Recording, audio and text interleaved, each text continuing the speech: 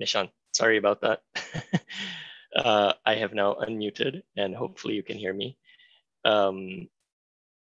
As I was saying, it's always more fun to talk to a person rather than a screen. So if you are open to joining via Zoom, please do so. I just pasted the link in the chat. And Nishan, quick response to you if in terms of what to expect from it. If you haven't watched some of the earlier videos, please go ahead and watch those. They kind of lay out what to expect, I think, in terms of the format and everything.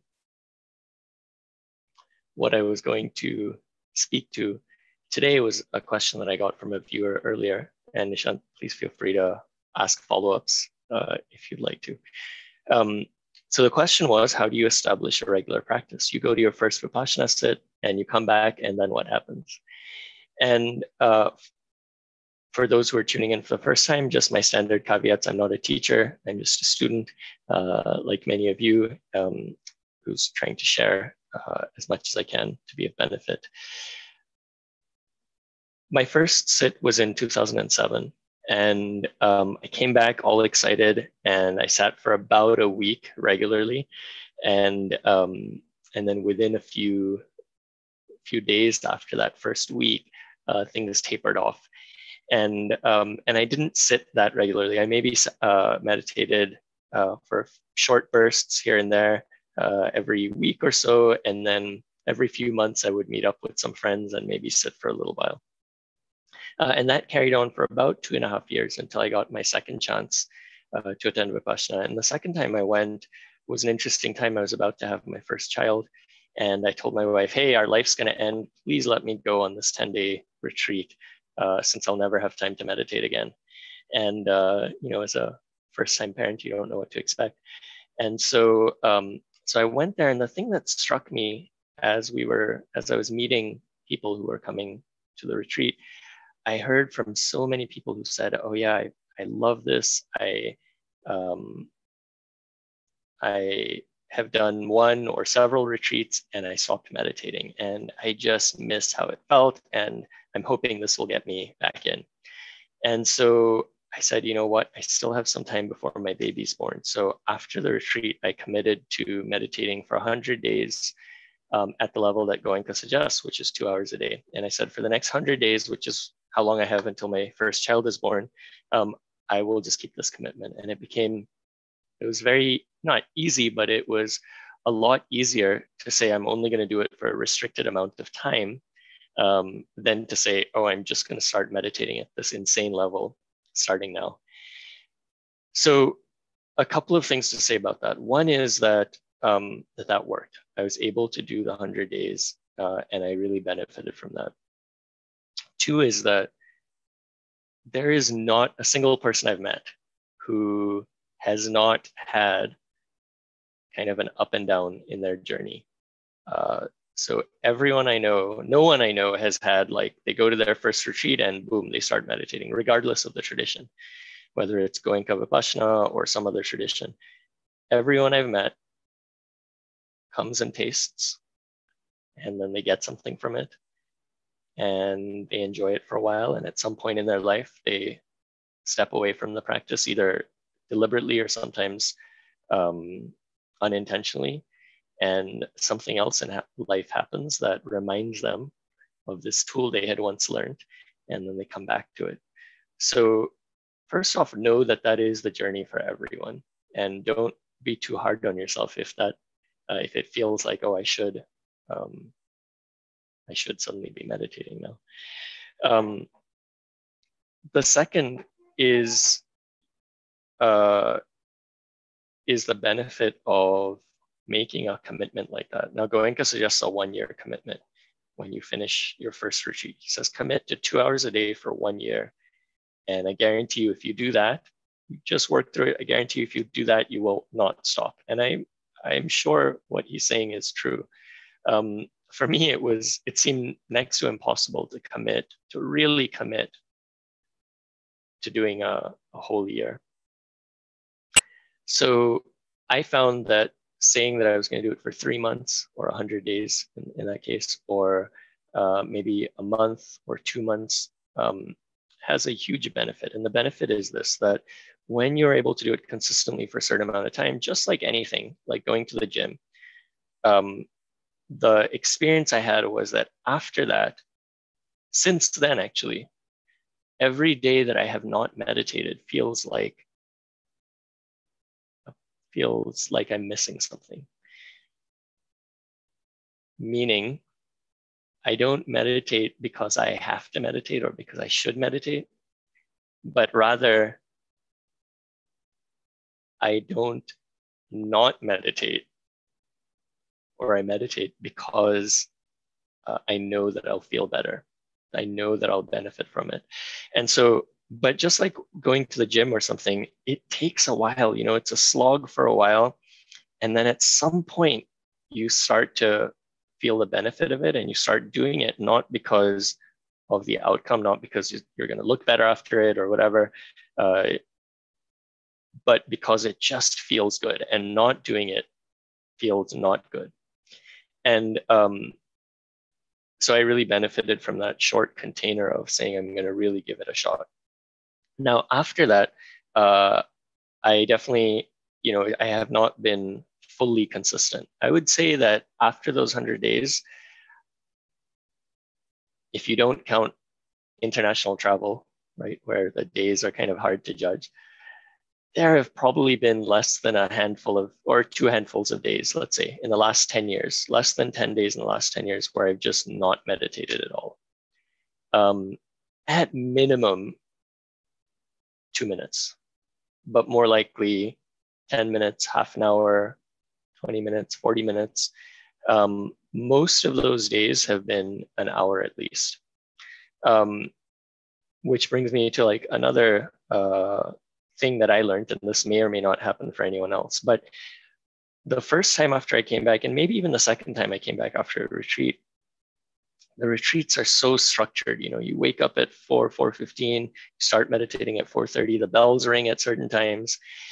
And it was very structured. And Nishant, I see your question there, and I'll get to it in a second. So I just wanted to acknowledge that. So the days are so structured that when I came back, I had a couple of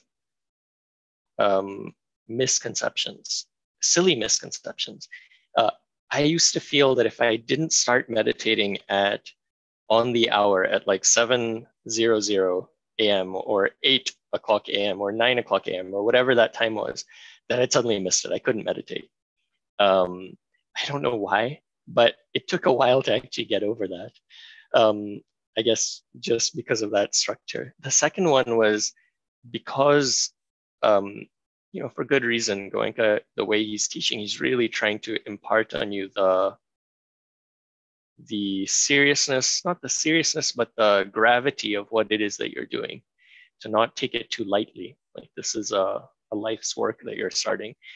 And so something about that also made me feel if I didn't sit an hour, I was wasting my time. You either sit an hour or sit nothing, which is totally not true. And I'm sure that's not his intention either. But that was also a misconception that I had. So sometimes I felt like, oh, well, I have a meeting in 40 minutes, or I have something I have to do in 40 minutes. So I just can't sit right now. So some of those misconceptions took a little bit of getting used to get over those and say, no, every minute that I spend in meditation is a minute that I'm spending training my attention, or training my equanimity, or training my awareness. Or as Goenka would say, each step on the path takes you one step closer to the destination. So don't not take a step just because you don't have time to run a marathon or whatever. So some of those were sort of small practical things that got in the way.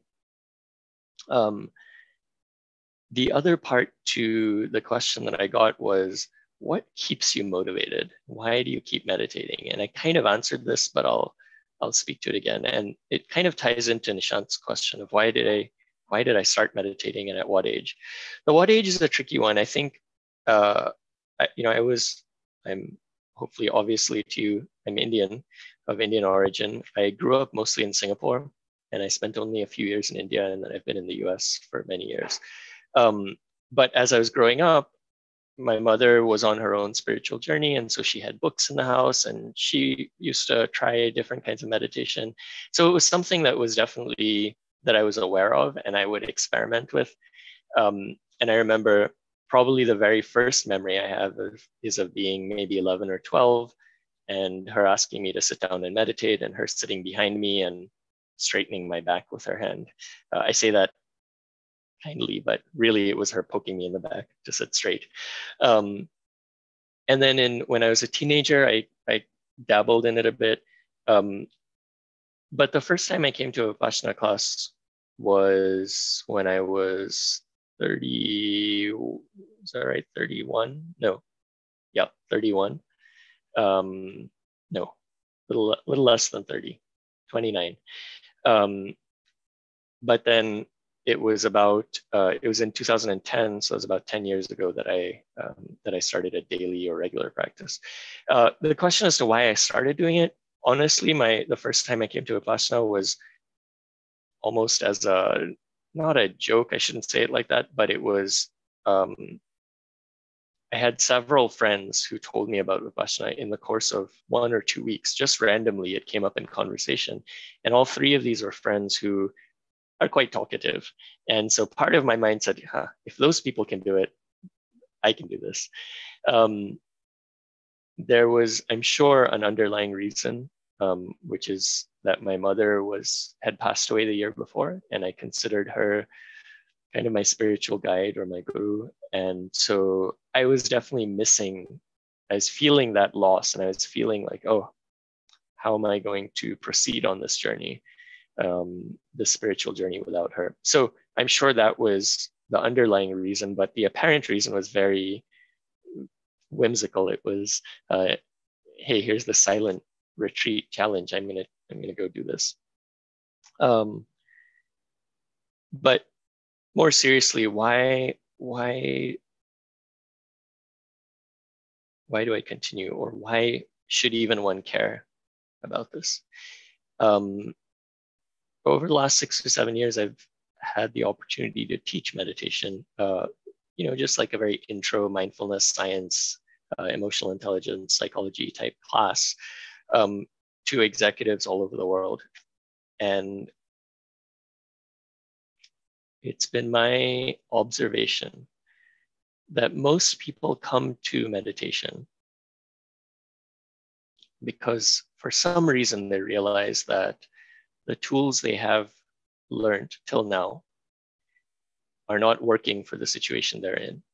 And sometimes that can involve a loss, some sort of grief or a loss or a setback in your life. Sometimes it doesn't have to involve a setback, but could just involve a moment of stepping back and asking yourself, what am I doing actually? What am I doing in life, and where am I going? So the way that I think of generalizing that is somehow the tools that I've learned aren't serving me in what I'm doing. And so that's often what I've seen why people come to these practices. In my experience, I know on a very practical level, coming back to why I meditate, I have 2 kids, and I can feel the difference when I haven't meditated in the morning. I can feel a different emotional buffer. I can feel that when I'm with them, that I'm not able to be as present, or if I'm present, I'm often able to notice annoyances or difficulties coming up. And then before I know it, I've said something or done something that I could have done more skillfully. So at a very practical level, I meditate to be a better father. And that is my strong reason for doing it every day. In a way, there's so many, you can think of the process as, it's not exactly like this, but for me, one way to think of it is that the first part of the journey is just learning to use a microscope that you already have. and you're kind of looking around and trying to figure out the dials and how to adjust it. And then once you do that and you start looking through the microscope, you start to see stuff. And there's the rest of the journey is no longer about just how do I use the microscope and where's the eyepiece, but how do I make sense of what I'm seeing in there? And then of course there's nuances there as you observe. Then some people might say, hey, if you're observing something that feels a little out of focus, here's this fine-tuning knob and you can observe it in more focus or whatever. Maybe I've taken the analogy too far, but there's further adjustments or refinements that you can make in the act of observation. But what's beautiful is what happens with what you see and trying to make sense of what you see. And when you see stuff there, it informs your mental models of the world. And I found that it informs them in a very helpful way. As you observe the phenomena that you're learning to observe, and of course, with the right guidance of what to look for and how to make sense of it, it starts to change how you view everyday life. And so in that way, meditation is very much not an end in itself, but a lab in which you can observe stuff. And then from that, learn and see how it applies in the real world. And if it weren't useful in the real world, I think it would be a waste of time, let's say. And most people that I've met who are on this path have seen that, yes, it is extremely useful in the real world and can help you sort of in the practical day-to-day life as well. Nishant, you have no experience of meditating, so you're a bit nervous about your first retreat. Understandably so, man. It's an intense process. Like I said, I grew up outside of India, and probably is true for anyone in India these days as well, but I was not used to sitting on the ground for more than 10 minutes at a time. So the idea of sitting for an hour at a time, seated on the floor was very intimidating to me. The idea of not being able to speak was intimidating. The idea of not having a full dinner was intimidating. In my case, I'm an early bird, so I wasn't that worried about waking up in the morning. I would say, in a way, none of those are as difficult as you think. Our bodies and our minds are pretty strong and pretty versatile. Let's see. Because you're not doing much, I didn't feel that hungry after the first couple of days. The first couple of days, the psychological fear of not eating made me want to eat a lot at lunch, but pretty soon I got used to that idea. Not talking felt surreal at first, but wasn't that bad in itself. And in fact, on the last day, when you are allowed to start talking, it's a beautiful way to see in hindsight what the benefits were of not talking. Probably the most difficult thing about not talking is if you've never been with yourself, or you're not as used to silence, the mental chatter that happens can be a little disquieting at first because it's very loud. And so just know that will happen. So that was food, silence. What was the other one?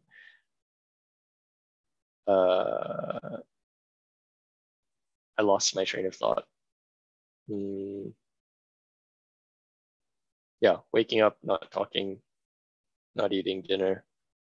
Oh yeah, sitting down. The sitting down is there's no trick to it. It's not an exercise in masochism, so don't hurt yourself doing it, but also challenge yourself. And of course, if sitting on the floor is difficult, they do have chairs, and they will ask you to use a chair if if you legitimately need that. But what else was I going to say? Oh, I was surprised at how physically challenging my first retreat, or actually every retreat, has been, in the sense that you think of going to a spiritual retreat, and my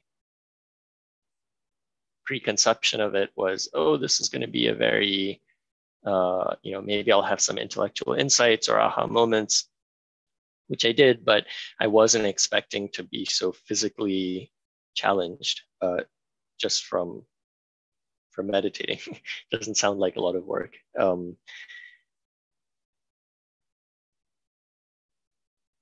I'm pausing because I hesitate to say too much because the experience is so personal, and what you experience will be different than what I experience, will be different from what others experience. So I'm trying to be helpful, but then also not not accidentally cause harm by saying too much. Oh, yeah. The other thing is that although you're not doing anything, is what I said, the time is very structured. So it never feels like there's free time where you're just, I don't know, contemplating the world or looking up at the sky. I mean, you of course have time to do that, but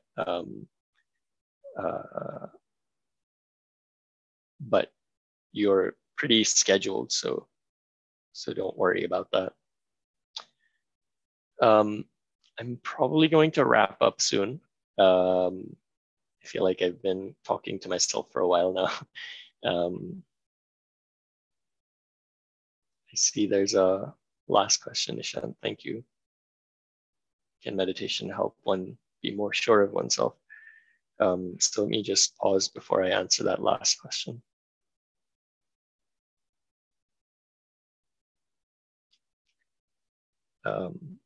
Yeah, and the pause was partly for the question, but partly I just wanted to stop talking after that long monologue. Yes, it can is the short answer, but the long answer is that it's an indirect path there. Meaning meditation is not, I don't want to oversell meditation as a panacea for everything that you want to change about your personality. It's not about the way vipassana is taught by Goenka, is not about self-improvement. It's not about becoming a more anything person. It's really about just learning to observe, like I said earlier, learning to observe what's happening inside you. And as you do that, and if you do that over time, you'll start to see what forces are compelling you to act or speak in certain ways, or not speak or not act. So you might, just making up from what the question you said, maybe when you go to say something, you have a tendency to question yourself and be like, well, what if I say this thing and people think I'm stupid? What if they say that I'm not qualified? What if someone comments and says I shouldn't be talking about meditation, for example? Then you can observe those and just be like, oh, okay, that's what's holding me back. Whereas normally the habit is to observe those things happening and then immediately try to do something so that those go away. Like, oh, let me not open my mouth. Let me not do this thing in case I fail. The thing I think that this technique teaches you to do is to just observe that, see what's happening, and with time and with skill, manage the magnitude of those things such that over time you can handle larger and larger magnitudes, both positive and negative, of those emotions. And when I say manage, I mean you can observe them without having to do anything about them. And sometimes, and so sometimes you're still reacting. You might notice, oh man, that's me being unsure of myself again, but I'm still not going to talk because I'm really not sure of myself. And over time, maybe you'll observe that, and you might have a different story to tell. You might say, oh, well, actually, that's that part of me again that's trying to keep me safe. Okay, but I've really thought this through, and I think I'll benefit from speaking, so let me speak.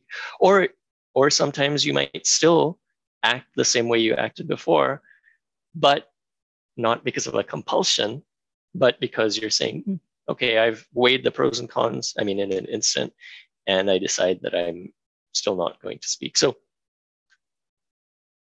I said a lot of words there. What I'm trying to communicate is that that if you take the time to observe, and if you take the time to build a practice of observing without reacting, which is really what the technique is all about, and as you keep building that practice over months and years over time, that practice will spill over into life. And everything we know from neuroscience says that the meditation practices that you do are like gym workouts in the following way. They are exercising certain pathways of your brain. And by continuing to exercise them, you almost lubricate those pathways or make them easier to access, so that when you are off the cushion, as it were, and in your daily life, those pathways are more accessible to you. So what are those pathways? The pathways of observation, of self-awareness, of observation and self-awareness without reaction. So all of those things become, I wouldn't say second nature, but they become more accessible to you. And it's that in turn can help you be the person that you aspire to be. So if I think about when I explain to people why I meditate, it's just close the gap between the person I am and the person that I aspire to be. And that gap is, for many of us, there's a gap. For everyone, there's a gap. I have no doubt. For many of us, that gap feels large. For some of us, that may feel insurmountable. But I do believe, in my experience and the experience of others in the science, that these practices can help you close that gap between the person you are and the person you aspire to be. Now I feel like I made a speech or something. So I'm definitely going to stop. That's the sign that I'm enjoying the sound of my own voice. So with that, thank you so much for listening, and hopefully next time.